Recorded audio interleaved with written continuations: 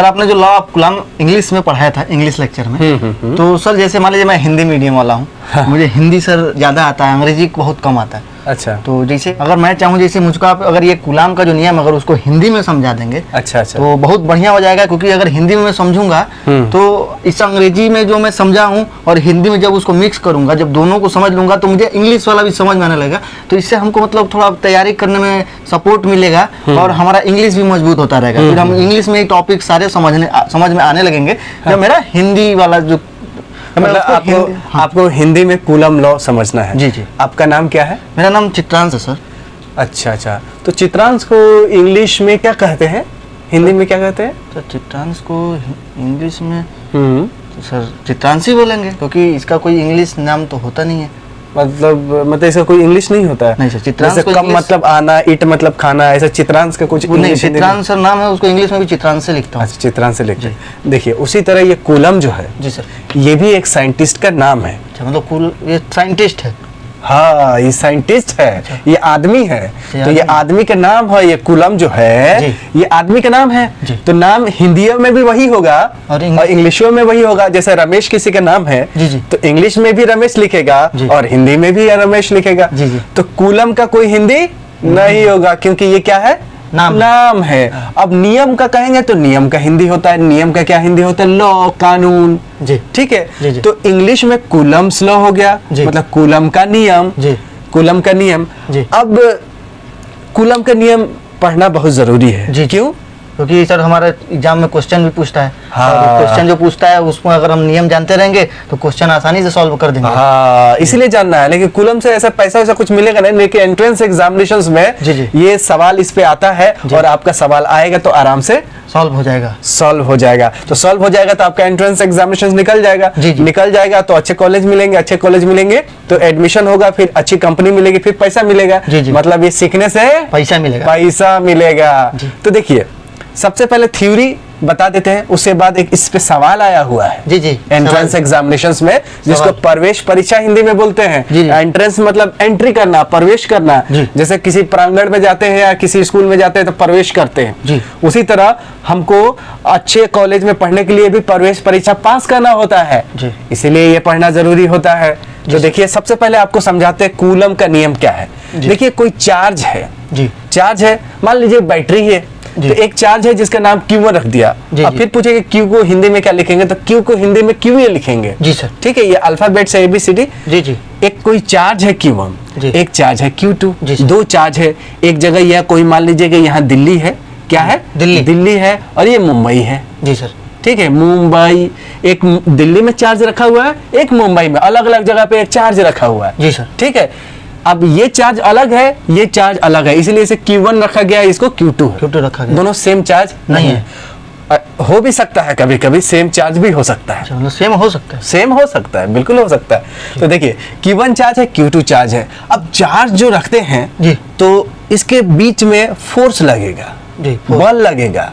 ठीक है, जैसे मान लीजिए कि दो कुछ भी चीज रख देंगे, जैसे दो चुंबक रखते हैं तो कैसे सटक देना, फटक देना, सट जाता है। तो क्योंकि फोर्स लगता है। अब कुछ चुंबकों ऐसा होता है कि जो सटाते हैं तो सटता ही नहीं, तो उसमें भी फोर्स लगता है। तो नॉर्थ में सटाते हैं तो नहीं सटता है, और नॉर्थ साउथ में सटाते हैं तो सट जाता है, जल्दी से चिपक जाता है। काहे कि दोनों अलग अलग रहता है ना, जैसे एगो पॉजिटिव रहता है, एगो नेगेटिव इस हिसाब से रहता है, इसलिए वो दोनों खींच लेता है। दोनों पॉजिटिव रहता है तो दोनों धक्का देता है, चिपकता ही नहीं है। अच्छा। तो चिपकता नहीं है तो मान लीजिए कि Q1 चार्ज है, Q2 चार्ज, तो बीच में कुछ तो फोर्स लगेगा। तो फोर्स जो कूलम जो था, वो आदमी था, तो बोला था कि दो चार्ज अगर अलग अलग है तो उसके बीच में जो फोर्स लगेगा उस समानुपाती होगा किसके, दोनों चार्ज के गुणा और बट्टा उसके बीच की दूरी जो R है। मान लें कि दिल्ली से मुंबई के बीच में R दूरी है। ये R क्या है, दूरी है दोनों चार्ज का बीच का जो सही हो सकता है। जैसे दिल्ली की जगह हम यहाँ कलकत्ता भी ले सकते हैं, तो इन दोनों के बीच का जितना दूरी होगा वो R होगा। अच्छा, हाँ, तो ये दोनों के बीच की दूरी R है, तो ये R क्या है, दूरी। दूरी को कैसे नापेंगे, देखिए ये R है, R की दूरी किसमें, मीटर में नापेंगे। ठीक है। Q1 क्या है, Q1 क्या है, चार्ज है। चार्ज इसको हिंदी में क्या बोलेंगे, आवेश खान है ना जो बॉलर करता है दिल्ली डेयरडेविल्स में, वही आवेश है। तो आवेश को किस में नापेंगे, कूलम में। कूलम में। हाँ, तो आवेश को ये Q1 Q2 को कूलम में नापेंगे। जैसे आम खरीदने जाते हैं तो कोई थोड़े बोलता है 1 लीटर आम दीजिए। हाँ, क्या बोलते हैं? 1 किलो बोलते आम बोलता है। हाँ, तो उसका मात्रा क्या है? किलो है। सरसों का तेल लाने जाते हैं तो कहीं किलो भी मिलता है, लीटर में, लेकिन जनरली लीटर में होता है। हाँ। दूध किलो में, लीटर में लाता है ना, कि 1 लीटर दूध लेके आइएगा, तो मात्रक है। उसी तरह ये जो चार्ज है इसको कैसे नापेंगे? कूलम में नापेंगे। 1 कूलम, 2 कूलम, 3 कूलम। तो यहाँ पे सर इसका नाम भी है। हाँ। चार्ज का मात्रक भी कूलम है। हाँ। मतलब जैसे ये खोजा रहा, हाँ। इसीलिए इसको इसका मात्रक भी उसी के नाम पे रख दिया गया है। हाँ, उसी के नामुआ पे। उसी तरह ये बल जो है, जी, जी। इसको न्यूटन ने खोजा है। हाँ, इसलिए इसको तो इस फोर्सवा को हम न्यूटन में नापेंगे। जी, जी। 1 न्यूटन फोर्स लगाया, 2 न्यूटन लगाया। हाँ। जैसे इसको कोई धक्का लगाता है, जैसे विराट कोहली जो होता है वो 2 न्यूटन से मारता है, तो गेल जो होता है 10 न्यूटन के मारता है बॉल, इसीलिए कितना 100 मीटर से ज्यादा जाता है। जी, जी। तो जब ये फोर्स 2 चार्ज के बीच में लगेगा, जी। तो ये दोनों का गुणा के समानुपाती होगा। इसको क्या बोलते हैं? समानुपाती। हाँ, नुपाती। नुपाती, चपाती नहीं, समानुपाती। जी। ठीक है। इसको इंग्लिश में सर डायरेक्टली प्रोपोर्शनल भी बोल सकते हैं। हाँ, इसको इंग्लिश वाले डायरेक्टली प्रोपोर्शनल, हाँ, प्रोपोर्शनल बोलते हैं। सर देखिए, 2 को तैयार हो गया ना, हमको हिंदी अंग्रेजी दोनों आ गया। हाँ, हिंदी भी आ गया। हाँ। अब देखो, जो हिंदी भाषी वाला है उनको इंग्लिश तो सीखना ही है, क्योंकि जी, नौकरी उनको करना है, इंटरव्यू देना है, पैसा कमाना है। क्योंकि अच्छा कॉलेज में जाएंगे तो आप इंग्लिश सीखेंगे, तभी तो अच्छा कंपनी आपको लेगा। जी सर। ठीक है, तो हम लोगों को इंग्लिश भी सीखना है और हिंदी में समझना भी है। जी। तो ये जो बल होगा, फोर्स लगेगा किसके बीच में? दोनों चार्ज के बीच में। ये समानुपाती होगा दोनों चार्जों के गुणा में। हाँ। और उसके विक्रमानुपाती होगा, इनवर्सली प्रोपोर्शनल होता है। क्या चीज? दूरी का के बीच स्क्वायर कर देंगे। हाँ। तो उसका मतलब ज्यादा दूरी पे रहेगा तो कम बल लगेगा। हाँ। ज्यादा दूरी पे रहेगा तो कम बल लगेगा। नजदीक लाएंगे तो ज्यादा बल लगेगा, और नजदीक लाएंगे तो एकदम से ज्यादा बल लगेगा, चिपक जाता है। हाँ। देखिए, 2 चुंबक दूर लेते हैं तो क्या होता है? 2 चुंबक दूर लेते हैं तो चिपकता नहीं है, नजदीक लाएंगे तो क्या होता है? चिपक जाता है, क्योंकि बल ज्यादा लगता है। हाँ, उसी तरह दूरी जितना करेंगे तो ये बल कम हो जाएगा। जी। और दूरी नजदीक करेंगे तो बल ज्यादा हो जाएगा। हाँ। और मान लीजिए कि ये कूलम है, ज्यादा चार्ज का है, जैसे 1 वोल्ट का है, 10 वोल्ट का है, तो 10 वोल्ट में ज्यादा ताकत होगा ना। तो 1 कूलम जो है उसमें कम ताकत होगा, लेकिन 5 कूलम में ज्यादा ताकत होगा। तो फोर्स जो होगा, अगर कूलम ज्यादा है तो ज्यादा बल लगेगा। जी। जल्दी से खींचेगा। जी। छोटा मैग्नेट थोड़ा कम खींचेगा, बड़ा मैग्नेट जल्दी से खींच लेगा। तो सर इसको ऐसे भी कह सकते हैं, इस्तेमाल ज्यादा रहेगा। हाँ। तो कम वाले को अपने तरफ खींच लेगा। हाँ, जो ताकतवर होगा वो अपने तरफ खींचेगा। मतलब जेकर लगे ज्यादा दम रहेगा वो उसको धकेल देगा। हाँ, वो खींच लेगा। देखो, एक बड़का मैग्नेट रखिए, एक छोटका मैग्नेट रखिए। तो छोटका आके चिपकेगा कि बड़का चिपकेगा? छोटका चिपकेगा। छोटका हाँ, बड़का खींच लेगा अपने तरफ बल से। और बल जो निर्भर करेगा वो डिस्टेंस पे, मतलब दूरी पे निर्भर करेगा, और कितना कूलम चार्ज है उस पे निर्भर करेगा। तो देखिए, जब भी ये वाला सिंबल है जिसको बोलते हैं समानुपाती या डायरेक्टली प्रोपोर्शनल, जब भी हटाएंगे तो कुछ कांस्टेंट आता है। जी जी। यहाँ पे कांस्टेंट हमने मान लिया के। अब के की जगह एल भी हो सकता था, लेकिन हम समझने के लिए यहाँ के मान लेते हैं। जी। क्योंकि ये जब इन्होंने निकाला था रिसर्च करके तो यहाँ के मान लिया। हाँ। इस के का एक फिक्स मतलब होता है 9 गुणे 9 10 के पावर 9। 9 गुणे कितना है? मतलब इसको जब हम हटा दिए, हाँ, तो यहाँ वो कांस्टेंट वैल्यू मतलब हाँ, ये बराबर जब भी करेंगे। हाँ। इसको हटाते हैं ना, जैसे हाँ, इसको जब भी इसको हटाएंगे हाँ, तो के इसको हटाएंगे तो बराबर आएगा और के आ जाएगा। जी।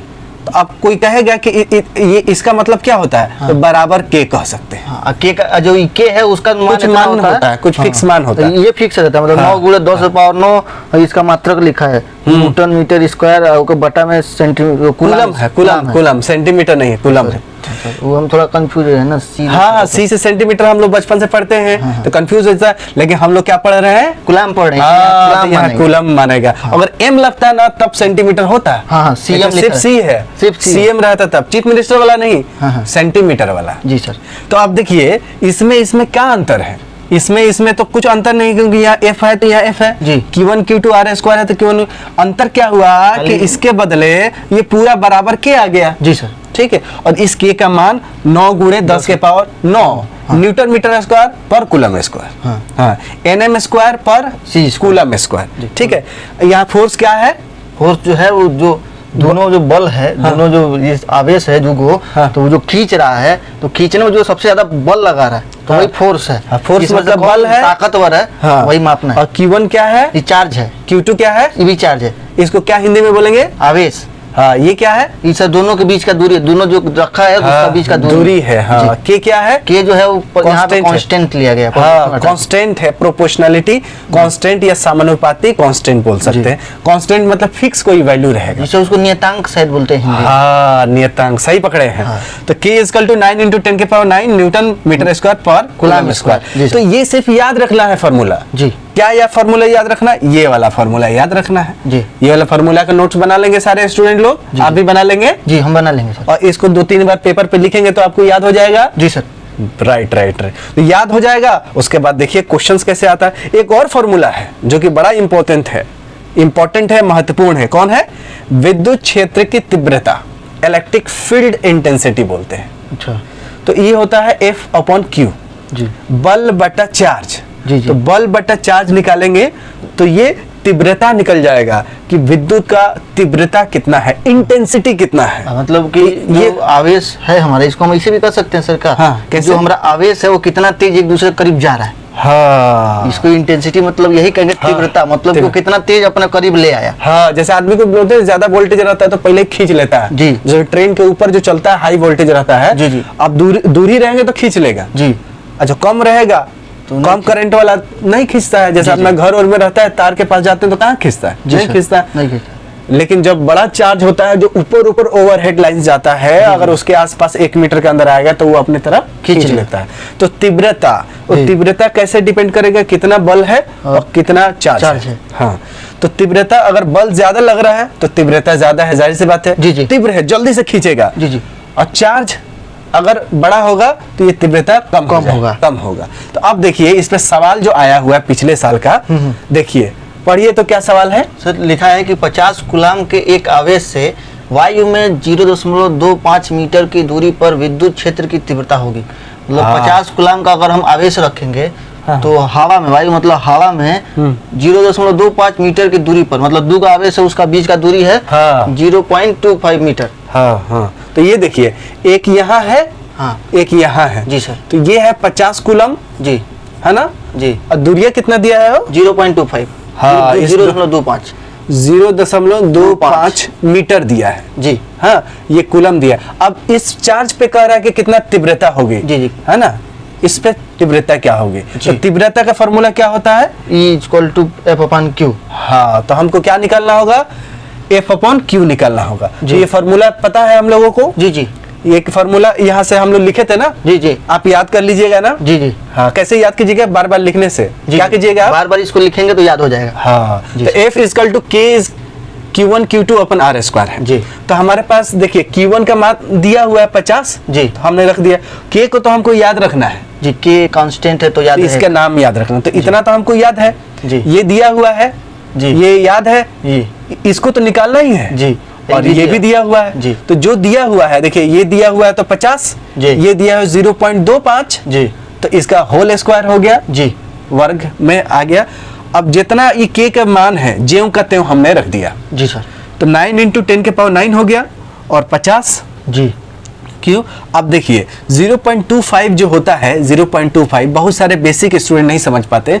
दशमलव के बदला एक डंडा हो जाता है जी। बाकी जो बचे हुए जितना अंक होता है तो 0 हो जाता है। तो ये दशमलव तो खत्म हो गया, 0 पे खत्म हो गया, तो 25/100 हो गया जी। ये किसके बदले हुआ? 0.25 के बदले हम 25/100 लिख सकते हैं जी। ठीक है, बहुत कमजोर स्टूडेंट होते हैं तो उनको ये नहीं पता रहता। ये तो 5-6 में भी हम लोग पढ़े थे, तो उसमें जब भिन्न निकालना सिखाते हैं ना, हाँ, तो उसी में ये सब है कि कैसे भिन्न निकालते हैं। तो इसको ऊपर से काट देंगे तो यहाँ 1 हो जाएगा, फिर ये काटेंगे तो ये 4 हो जाएगा, इसको 1/4 भी लिख सकते हैं। हाँ, अच्छा, इसको 1/4 भी लिख सकते हैं जी। देखिए आपको तेज है, लेकिन बहुत सारे ऐसे हमारे श्रोतागण हैं जिनको नहीं समझ में आता है कि 1/4 कैसे हुआ जी सर। तो वो लोग क्या करेंगे, हम लोगों को डाउट पूछ सकते हैं कि 1/4 कैसे हुआ जी, हम लोग बता देंगे अलग सेपरेट वीडियो में जी।